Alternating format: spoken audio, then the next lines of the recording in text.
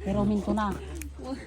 Ito yung sinasaob na Presko ko. balatong. Ay, damdama Wala nang hangin.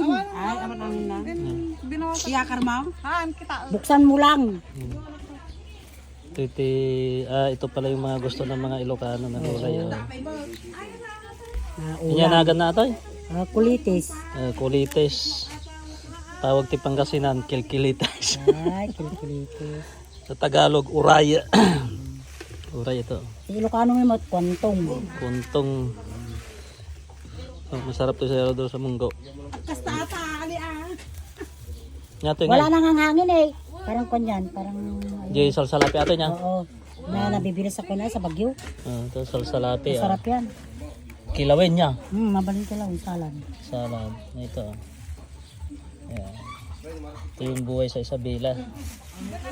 Ito ang buhay sa Sabela talaga. Puro gulay. Masarap na puro gulay pinapakain sa amin. Lalo na kung bagong pitas ay. Kamdan mo na. Kung malaylay na hindi na masarap din. Yan yung sasawag sa munggo. Yan, taba ng baboy. May ganang kaunti. Nakakamis. Kasi pag sa Batangas, puro isda. Puro isda, walang gulay. Bihira maggulay ito.